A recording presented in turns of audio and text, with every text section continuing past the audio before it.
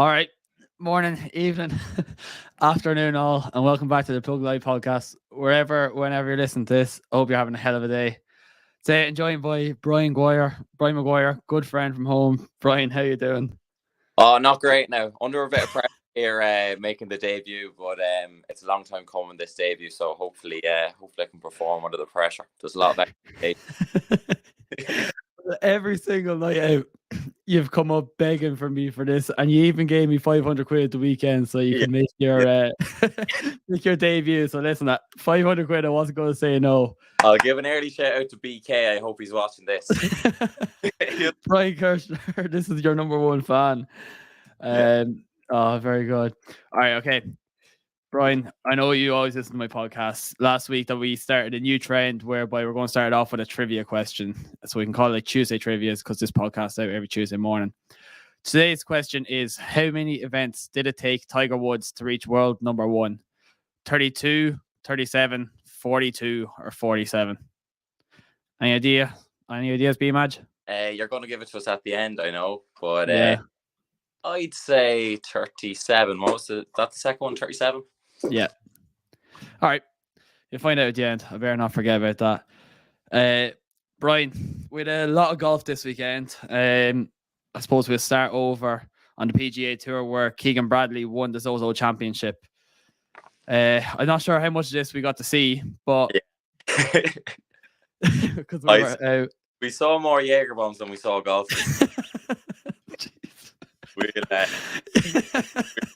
All right. Yeah, it's in Coppers. But anyways, we were watching this in Coppers on Saturday night. Keegan Bradley won the Zozo. I'm so impressed with Keegan Bradley. Like, I was researching some of his stats today, and over the last 2 years, from the top 150 players in the year, he's been the 13th best player on approach and 17th from tee to green. Like, what an absolute ball striker. And I think I'm out on Keegan Bradley. I'm not the biggest fan of him, but that is proper elite ball striking. Yeah, the problem is obviously everyone knows that he's just a watery putter when he gets to Sunday. But he seemed to hold together all right. Although, like Ricky was kind of, I'd say he'll be quite disappointed Fowler that he was only level par on the last day. Like, he didn't really push him. But Bradley got done, fair play. And Ricky, he bogeyed the 15th, I think it was, and then he missed a birdie on the 16th. And then, but Bradley birdied the 17th, I think it was, went too clear then. So, like, he was under pressure. I think he said in an interview after it was one of the best holes he's ever played because he was feeling the pressure and he birdied at the 17th. So, yeah, fair play to him, yeah. Yeah, no, very impressive. We touched there. I was going to bring him up next. Ricky Fowler, obviously finished like this week. He was in contention for a lot of it. Ended up just coming one shot short, finishing T2. But good start back to the season for Ricky now. He's T2, T6 in his last 3 starts. Yeah, working with Butch. Yeah, we're not going to spend the podcast talking about Ricky Fowler. I'm not really he's grand. Like, I'm not a Ricky Fowler enthusiast. No, we had this conversation Saturday night. Yeah, we have it, but yeah, Ricky. I'm not too pushed on Ricky, to be honest. Just the whole. I'd love to see him back to his best, of course. Like, was it 2014? He had the great year, like, with majors, 4 top 10s of majors. Yeah, I just think he's lived off a lot of sponsorship the last few years, so I'd like to see him back to his best, see what he can actually do. But yeah, that's enough on him for me, I think. This is his last season with he has to finish within the top 125 of the FedEx Cup this season or he loses PGA Tour card. But yeah, so he's under a bit of pressure and he finished outside the top 125 last year, but hopefully Butch can get him back now.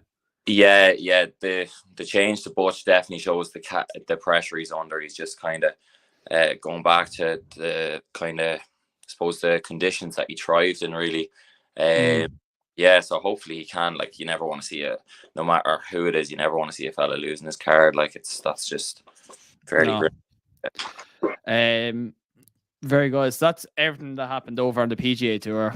We also had golf elsewhere in the world, and probably a little bit dominated by LIV. Like, Adrián Otaegui has played 3 LIV golf events, and he became the first liver to win on the DP World Tour at the Andalusia Masters down at Valderrama.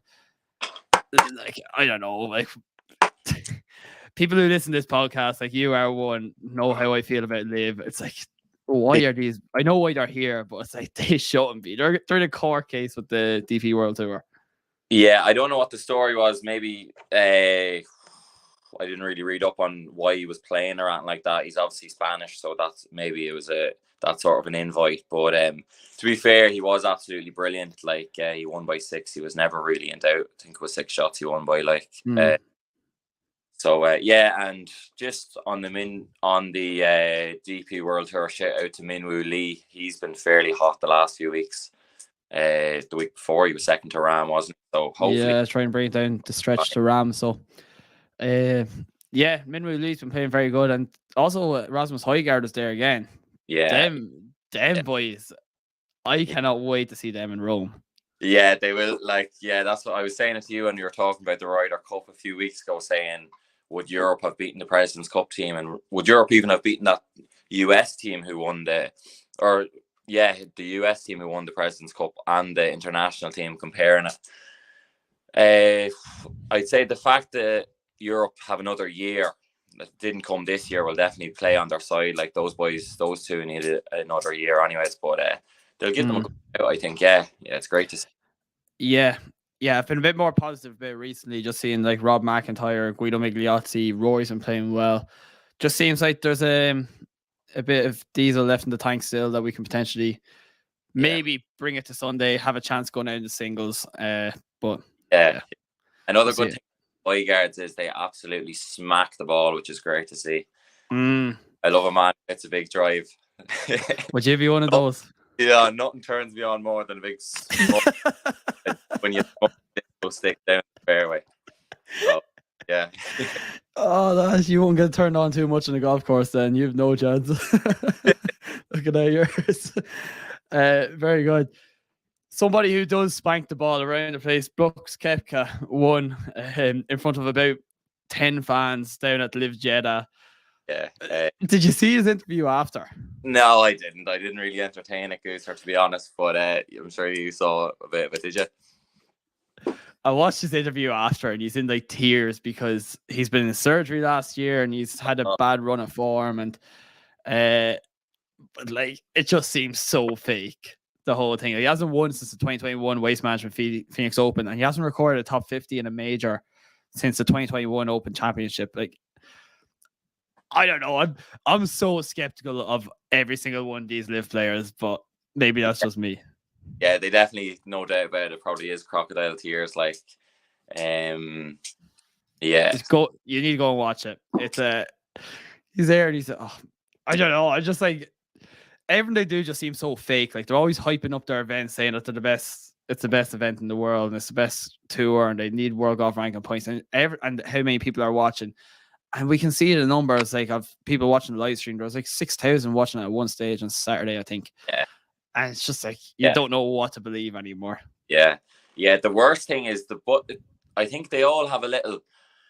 Even I see it on Twitter as well. Like it's the same group of random fellas on Twitter who's just completely defending it as well. Like it's cat stuff. I don't know what's wrong. They must be getting some sort of payment as well. Like it's horrendous. They're all bot accounts. If you look at if you go click on their Twitter profile, you'll find that they were like profiles were created in the last 6-12 months. It's just Greg Norman there tweeting shite behind the computer. Yeah. Did you ever see? Yeah. It reminds me of the episode of Your Man on South Park where he turned the troll. You probably haven't seen it, but no, I haven't. It's on Netflix. I would recommend everyone to. I'll give that a plug. Yeah, tune in. Oh, very good. Well, Brian, listen, I know you've been up like all day drinking cans of Rockstar, preparing notes for the CJ Cup, which is happening this week. Sorry, I want to mention here, going back to Live Golf for a sec, just going through the leaderboard. Down in 5th place was Matthew Wolf. Are you a Matt Wolf guy, Brian? I'll give a shout out to Dermot McCabe quickly. He's in Coppers at the minute. But he'll be listening to this tomorrow. And me and Dermo were Matt Wolf diehards. I think, what was it? Dermot's cousin or something. He played golf with him in college, and I was like, this fella's gonna be the next big thing. Next thing, when he hit the tour, we started backing him and stuff, and he was absolute fire emoji. He was a sicko. And then his swing, he was swinging his swing, but he's just gone to shite now. And any conspiracy theorists out there will enjoy this. I've been moaning on about this for how long, Goose? Probably you've been commenting on Matt Wolf's photos for the last like 3 years. Yeah, I gave him the unfollow the other day. I unfollowed this woman as well, who is the main issue. Matt Wolf might be a regular watcher of this podcast. If I'm still watching Bryson Jambo's long drive fucking YouTube, Matt Wolf could be watching this. Yeah. And all I him is get rid of that woman, Matt. It's an absolute disgrace. I'll never forget hearing from in the Masters. I think it was the Friday. His anniversary was on the Thursday. He had a grand day Thursday, first ever Masters. Anniversary on the Friday. On the Thursday night, and I was like, this fella's up early Friday, like surely gets early. Has an 8 on the first hole. Like, she's ruining your career. Like, surely she could have waited till the Sunday evening. Absolutely busted chap. Fucking hell. I actually put my anger at him at this, because that is absolutely disgraceful stuff. Yeah, so Matt Wolf, if you're watching this, you gotta break up with that woman. Yeah, miscut, disqualification, miscut in this 3 Masters tournament so far. Disgrace. Yeah, so we could spend the weekend with it's the real Kim Shady. Like, they got a dog actually as well, so whatever. You are a creep the way you know all this. Don't forget your first heartbreak, Goose. You don't forget your first heartbreak. So. No, you don't. Yeah. Oh God, I'm in tears. All right. I don't know how I segue onto the PGA Tour this week, but I can see it there with a mini thesis written about the CJ Cup this week, where it's going to Congaree, and it's an elite field. There's 17. Sorry, what am I saying? 15 of top 20 players in the world golf rankings are teeing it up. It includes Scotty Scheffler, Rory McIlroy, John Rahm. I think this will be a good week. It's just a little bit about the course. It's Congaree Golf Club, like I mentioned, down in South Carolina, designed by Tom Fazio in 2017. It's par 71, 7,685 yards, and water coming into play on 13 holes and Bermuda greens. Similar to last week, 78 players with 78 players in the field. Brian, are you going to watch much of this weekend? Yeah, well, the field's fairly stacked, to be honest. Like, it's definitely, I'd say it is probably the best field of the fall kind of swing, as we call it. Yeah, I'm kind of looking forward to it. I don't know, can we do something like, did you ever see Joe Rogan where he says to your man Jamie, can you pull up, pull up a picture of a layout of the course here?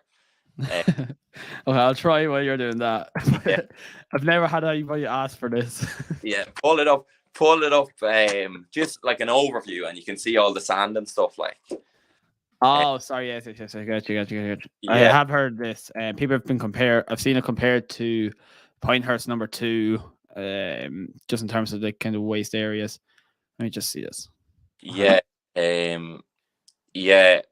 So yeah, it's only brand new as well, obviously. So that's what I was thinking earlier. I was going to make a comparison, like a golf course 5 years old. Like, was it renovated 5 years ago, or was it actually full on made 5 years ago? Do you know what I mean? Like, I think it was redesigned.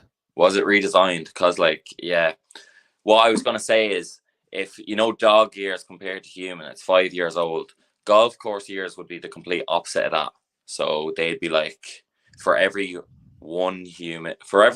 7 golf course years, it would be 1 human year. Do you know what I'm trying to say here? Like, this golf course. I don't have a fucking clue what you're trying to say. They're talking shite about dog years. Going in the opposite direction. So it's 7 years for a dog. I can't believe. So 7 years for 1 year for a golf course. So that golf course probably not even one, because they're so old and they last so long. Say, living human. You know what I'm trying to say? Oh God, I wish I could. Oh no, that's so funny. Okay, anyways. People will listen back to that and they'll say that lad makes a lot of sense. And I was going to look up the oldest golf course actually here. Sorry, you talk about this for a second. Let me. Oh Jesus! Oh God! Talking right. Talking right. The 8 oldest golf courses in the world. Right. The oldest golf course in the world, St. Andrews, right? 1552. Yeah. What's that? 600 years. Yeah. Oldest human in the world is probably 1. So that means. All right, buddy. I'm going to try and get us back on track because, oh my God, I'm going to get messages tomorrow asking for you to come on every week. Okay, will I get I'll throw a few stats out. Are you still looking for that picture, like, man? I asked for the ages ago. If Rick would good be watching this, because I could turn it on and it's actually on YouTube. I watched it here before I Okay, right, go on. You just say what you're going to say. Just don't mention dog ears again. Okay, right. Let me spit out a few stats. Right, obviously 2021 was the only time we've seen this course played. What was it? The Palmetto Championship or something like that. Yeah. Higo won it, and this was when Higo was on an absolute hot streak. Remember, he turned on that heater. He won like 3 times in 5 weeks. Like, it was ridiculous stuff. And then I think he fought at the US Open after that. So it kind of just showed who he was playing against. Like, actually, I have another question about that. I'm going to go back to it first. See the way there's no cut this weekend, Goose? Yeah. Is there OGWR points? Yes. Oh, is there? Okay. Yeah. Grand. Yeah.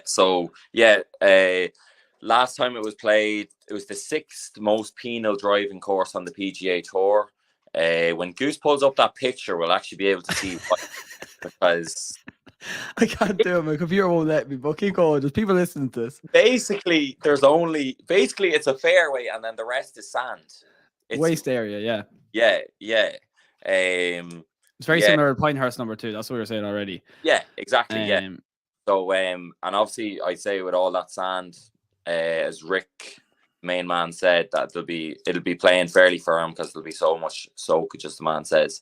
So, it's going to be, you want to be straight and long, preferably. But it's the same as kind of like you're on about firm courses and stuff, like boys like that are short, or like Matt Fitz and Kistner and stuff like that. When they obviously these types of what did you just call them? Matt Fitz. Kistner. What are you calling them? Okay, go on. Sorry. I'm sorry. I'm just rude. Keep going. Basically, the ball's going to be running for days, so don't even worry. That's so it will suit them. Whereas the boys with longer carry, obviously they'll still be bombing it, but it might suit the boys with less carry as well. So it's not all about just who can spank the ball. I did find 17 out of top 25 players in the Palmetto leaderboard ranked above average in driving distance. So I've heard and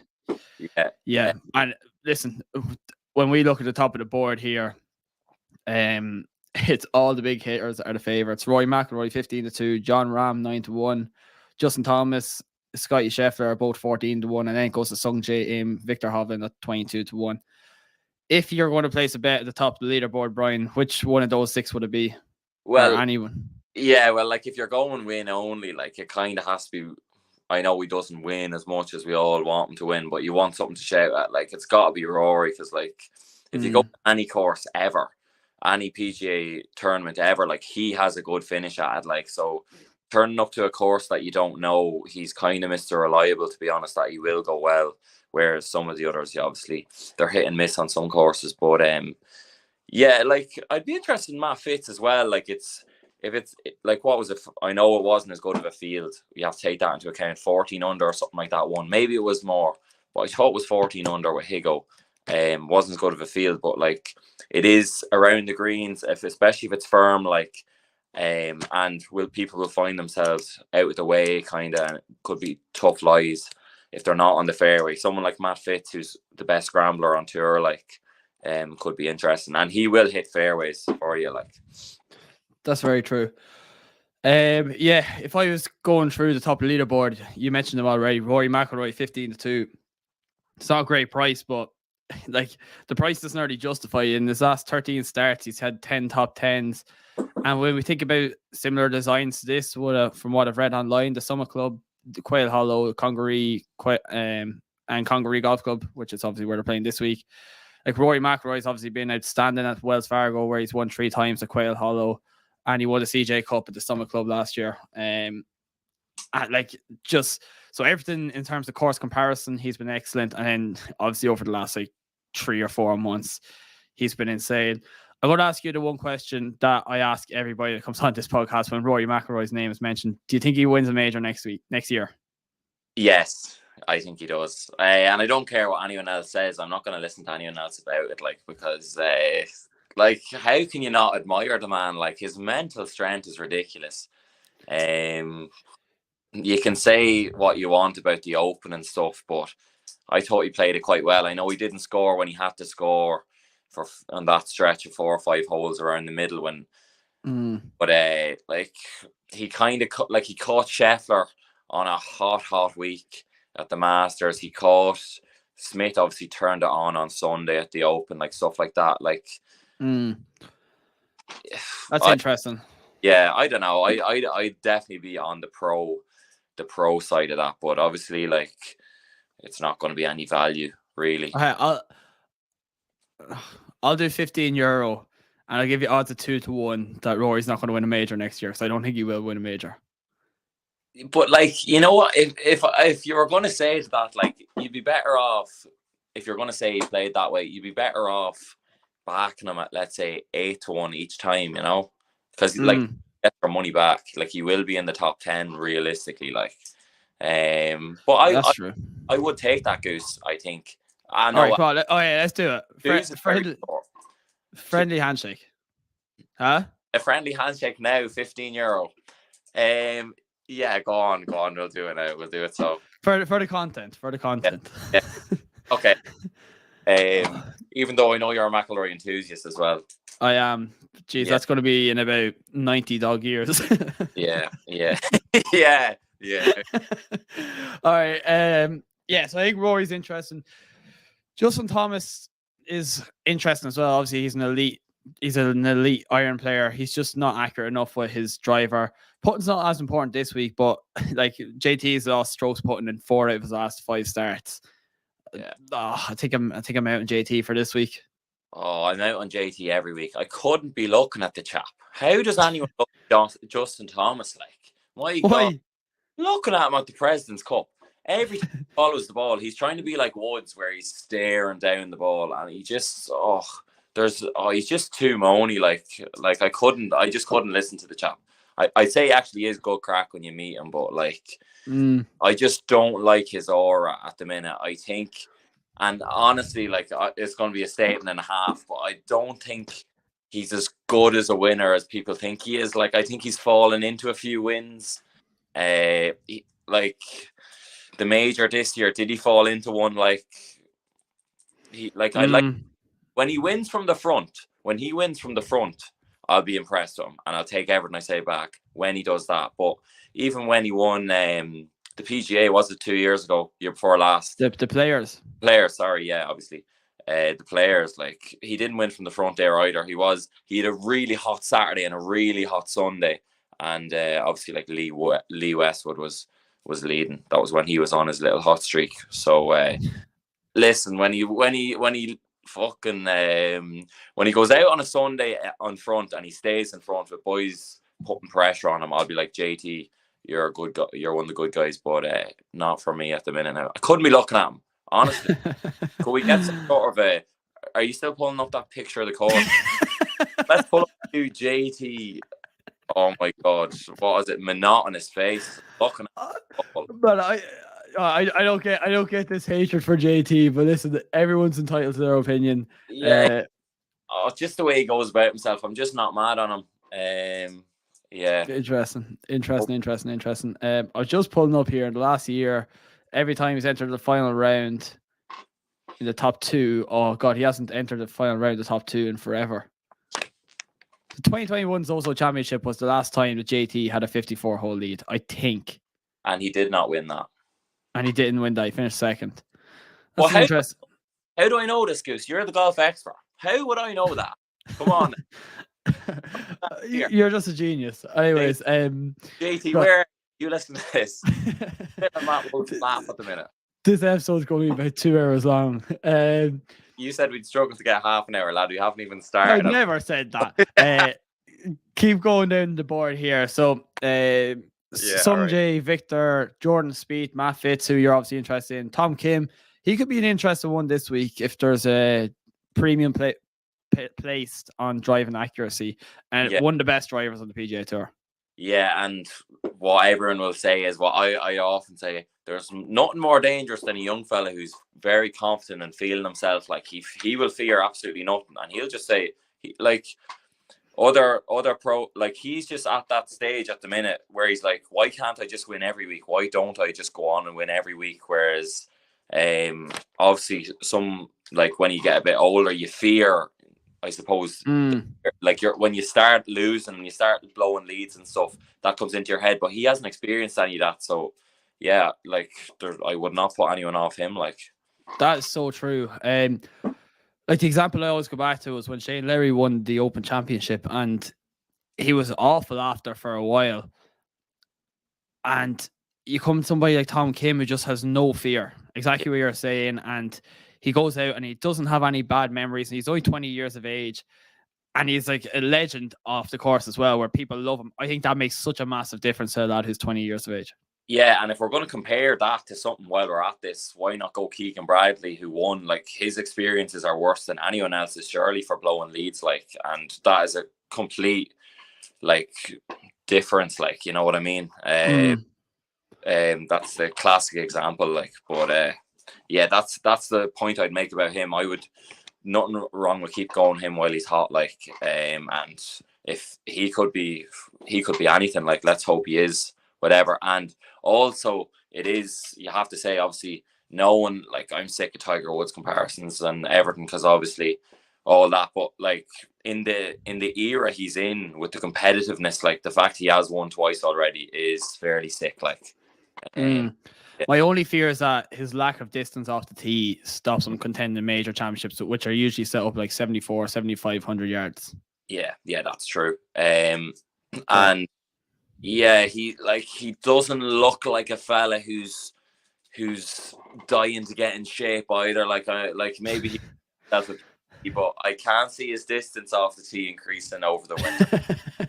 No, I don't know if he'll be gymming it up. He'll just be. Yeah. No. We keep moving down the board here. You hit me. Yeah, keep going. Colin Morikawa. Oh God. 30-1. Yeah. Oh no, lads, what's going on? I heard a theory the other day that Colin Morikawa. Do you want to know where it went so wrong for him? Another lad who got engaged. No, it's not that at all. Would you stop? Do you remember last year at the Hero World Challenge? And he had a 54-hole lead. I think he was winning by like 4 or 5 going on to like the back 10 or back 9 holes on Sunday, and he ended up blowing it up. And things ever since that just have been really, really bad for Morikawa. Like, the only top 10s he's finished in, he finished T5 at that. And I'm 99% sure he had a 54-hole lead with a few strokes going in the back 9. And he's only had 4 top 10s in the last year since that. Compared to 5 top 10s. Compared to Morikawa, who's like 2 years ago, I would have said Morikawa wins like 6 majors. Yeah. And now I'm wondering, does he get one more? Yeah, exactly. Like, even like I made the argument over Christmas for him. Like, he didn't have a great kind of January, February period at all. And I made a case for him in the Masters where, like, just his ball striking and stuff, not to underrate him at all. Because that he was a bit of a price at, to be honest. But no, he has had just a really disappointing year. And like, even that Hero World Challenge, I think he was like, he could have been the winning score was the same as he was at the start of the day. Yeah. So like, if he even had 1 under par or a level par, he would have made a playoff. That's how bad he was. I think he was like 4 or 5 over, and like, yeah, Gooser, we've all been 4 or 5 over. You probably 2 holes. I wish, lad. I'm trying to just shoot 8 over to break 80. Yeah. I wish I was 4 or 5 over. All right, we keep moving down here. So we're both off Colin Morikawa this week. I'm going to read off a few other names here around the 25-30 to 1 range, and you can tell me who you like. Shane Lowry, Max Homa, Cameron Young, Hideki Matsuyama, Colin Morikawa, Keegan Bradley, Tyrrell Hatton, Aaron Wise. Any of them jumping off the page here, or do you want me to shout first? Well, when Shane was playing well, actually, his driving accuracy off the tee was absolutely brilliant. And obviously his scrambling is good. Like, and he would be the type of player similar to Spieth, where this week in a slightly different environment where you're going to have to hit shots you wouldn't have to hit every other week. Like, there'd be nothing wrong with making a case for him. And he is just coming off the win at the BMW PGA. He was the first name that jumped off the page to me as well. Like, in his last 7 starts, he's gained over 7 strokes ball striking in 3 of them, which is just, that's insane level. And we've been saying this about Shane for like the past year. Yeah, he had a brilliant year. Like, he probably hasn't done as well. Like, yeah, he has had a good year. I'm sure he'll the Open will be the only thing he'll be disappointed about, because that's probably his target every year, that it wasn't as good. But like, even he had a brilliant Masters, like second, tied second. So I'd say he'll be overall. Well, it really helps that he got the win last time, a few weeks, that he'll look back and say, yeah, that was a brilliant year. I played brilliant golf. But if he didn't get it, he probably would be a bit sour that he didn't convert at the Honda and stuff like that. But I don't think he'll be as worried about that now. Yeah, my only fear for Shane this week is when we're looking at comparison courses, like at the Wells Fargo Championship at Quail Hollow, he hasn't finished inside the top. Like, Quail Hollow, he's gone T65, T34 in his last, and missed cut in his last 3 starts there.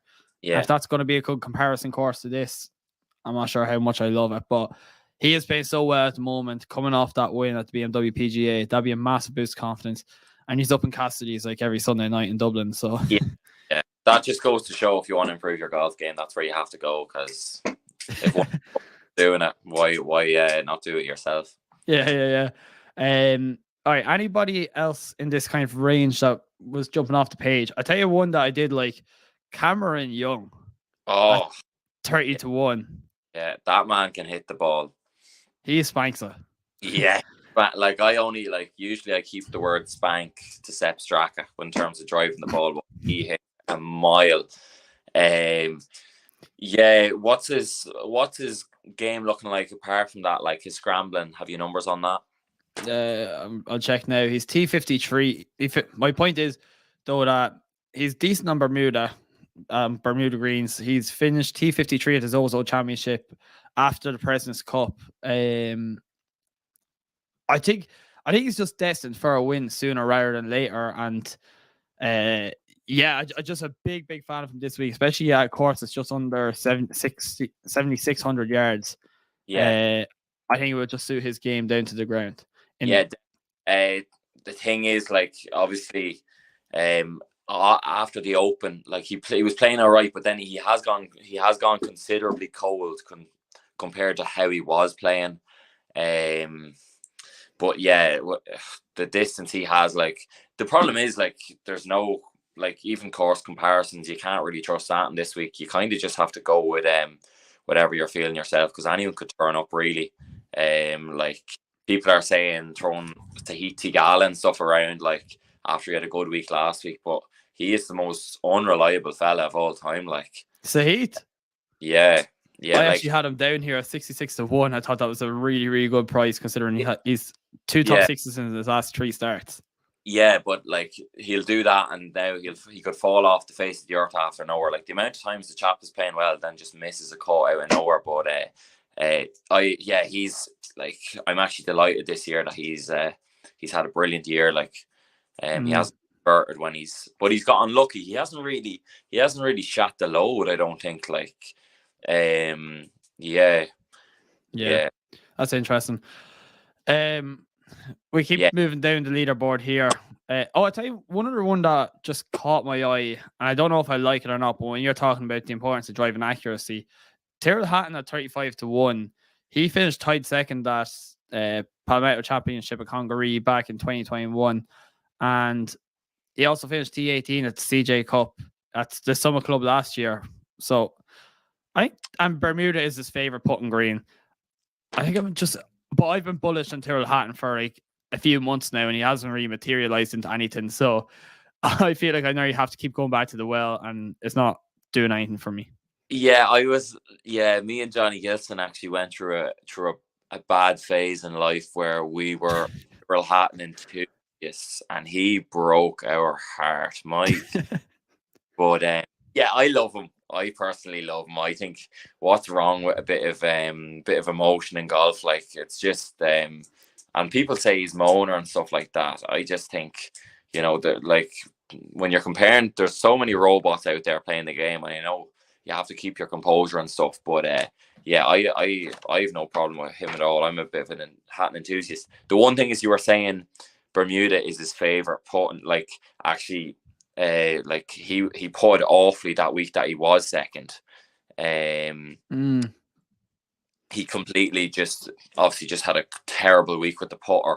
And if he even putted halfway decent at all, he would have won. He would have bet Higo, because was it like 4 shots or something he lost on the field putting? It was ridiculous. It was really bad. If you can pull that up, Gooser. I'll do it after this picture. Yeah, he actually lost 3.2 strokes putting that week. Yeah, it was compared to and he did everything else brilliantly, like, and he's a great putter now. He's actually a very, very good putter now. So, we'll see. Maybe he's able to turn it around. Keep going down the leaderboard here, and I'm going to just mention another few names, and you can tell me if any of these jump out to you. Billy Horschel, Taylor Montgomery, Corey Connors, Tom Hoagie, Emiliano Grillo, Cameron Davis, Siwoo. There's so many players here from like 50 to 100 to 1. Anybody in this range that you really like, except for Sahith? I would love your opinion on Taylor Mont. What's the story? The hype king these days. Oh my God. So this kid coming off the Corn Ferry Tour, what a start to his PGA Tour career. Like he's an elite ball striker. I think I haven't seen too much of him, but my fear is that he's doing a lot of it with the putter nowadays. Like he's gained over 5 strokes putting in each of his last 3 starts, and at the Shriners Children's Open, he actually lost 5 strokes on approach. That mightn't just be sustainable, would be the worry. But third T9, T15 in his last 3 starts, that is so moving for him. I think I'm just out if they're doing it that much with the putter. And we mentioned earlier that putting is not going to be as big of an indicator for success this week as it is other weeks in the PGA Tour. Yeah, I think, like, obviously I don't do DraftKings. Are you doing DraftKings these days? Is that your 2020? No. I give up. I won like $3 and then lost all the next week, and I never put money back into it. Yeah, I suppose if you got a good pool of boys or whatever, you could have a bit of crack with it, but you have to. I think people are hoping, so like boys like him are just very overplayed on it. Everyone gets on that hype, and it's not one I'd be buying into the whole time. Like Mito Pereira was a bit of kind of had that as well. He was loads of hype behind him, and then the start of the year last year, every week boys were on about him and just did not produce once, unfortunately. But probably he is playing a bit better now, to be fair. And another bomber, but yeah, I don't know. I like bigging up fellas and falling into the hype traps, but I don't think I'll fall into it with him, to be honest. No. One of the people that does jump out to me in this range was Cameron Davis. He shot 70, 67, 69, 69 last week to finish just outside the top 30. But like, The thing is that like the last few weeks, President's Cup, Mackenzie Hughes won the Sanderson, Tom Kim won the Shriners. It seems to be a motivator for these players who've participated in the President's Cup. And at 71 on a Bomber's Paradise, I can definitely get involved with Cameron Davis. Yeah, like the boys, they whatever was in the water over there, like they really did. They did heat up everyone from that kind of Asia continent or whatever, the international, like even boys who weren't on the team were on the team. Everyone just went. It was really weird. They really just all went on fire, and it's this course like designed to be an Australian like sandbelt course. Like, does Australians interest you this week because of that? Because like I was looking at some of the Aussie sandbelt courses or whatever, and like the main courses in Australia all seem to be like that, which is interesting. So yeah, that's a really, really good point that I didn't even think about. That does interest me, the fact that it's such a unique course. And when we see like the Open Championship or whatever, when it's in the blustery conditions, we see the Great Britain and Irish players always stand out. And I think something like this, you're going to see somebody like Cameron Davis from Australia come over, play it seems to be a similar design to the Sandbelt course in Australia. The other thing I like about him is, like we mentioned about the driving, but with his mid to long irons from 150 to 200 yards, he's top 52 in terms of proximity in both of those bucket ranges. Yeah. And in terms of scrambling, he was 54th on tour last year in scrambling. So I think I'm all in on Cameron Davis this week. Yeah, that's fair. Like he's definitely playing with a lot of confidence. I'd say the fact he was kind of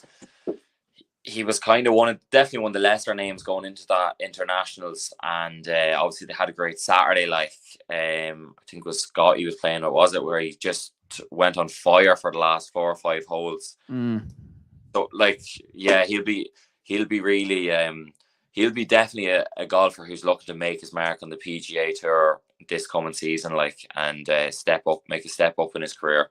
Yeah, I actually do like him as well, to be honest, Goose, for this week. Yeah, if we're just moving down the rest of the board here, I'm not going to read off the last like 40 names that I potentially have here, but are you going back to the well with Sepp Straka this week? Sepp Straka, my God. I am a Sepp Straka enthusiast, and I've said this many times to you, Gooser, about his brain. I don't think something happened in Sepp when he was young. Like maybe he don't know what the Austrians be doing. He was definitely dropped or something, because he's just not all there. And he, like, even last week, like, he had a grand first round, and then he just bogeys the last 2 holes. The chap does not have any concentration, and we saw that is proven in the playoff he lost to Willie Z. Like, oh my God, the two of them between each other didn't want to win it. And he is a winner, and he's a brilliant scrambler, and he spanks the ball. Like, it does all add up. And Ryder Cup year. Yeah, and he is someone who I definitely think will make the Ryder Cup, because I actually think the course will even suit him, to be honest. Don't know if he played it, but he's another fella who is just so cold, and then he just goes hot out of nowhere. So yeah. Like, I've mentioned this before. He missed 6 cuts in a row, and then he finished second at the FedEx St. Jude, 7th at the Tour Championship, 2nd at Sanderson Farm. That's sick.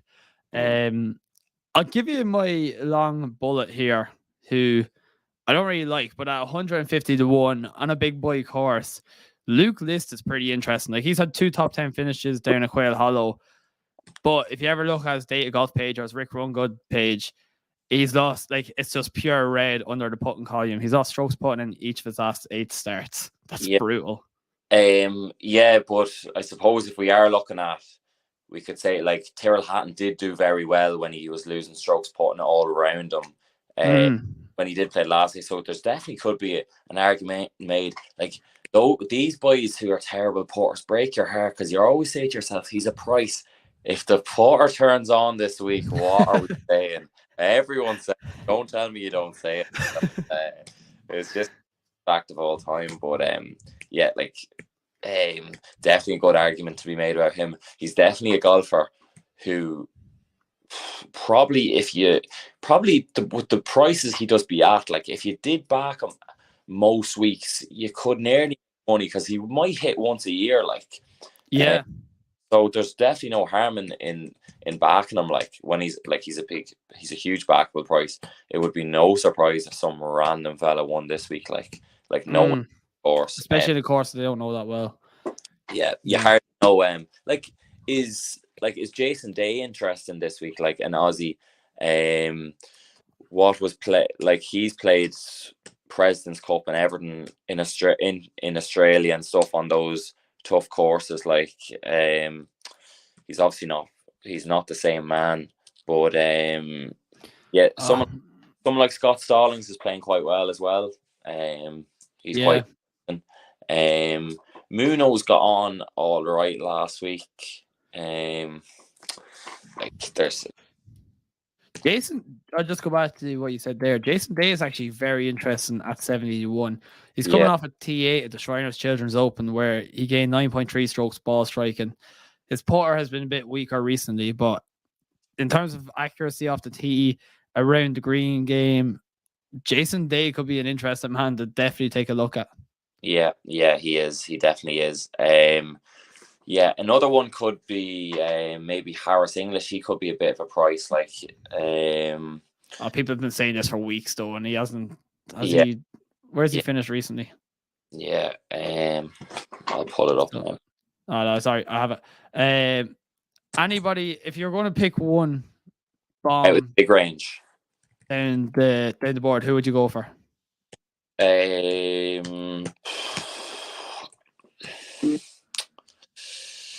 was going to pick one. Flash after sending me a snap. Like, fuck's sake, Flash. I'm not going to book a podcast. Anybody? Do you have anybody? I'm probably going to say Sepp, to be honest with you, lad.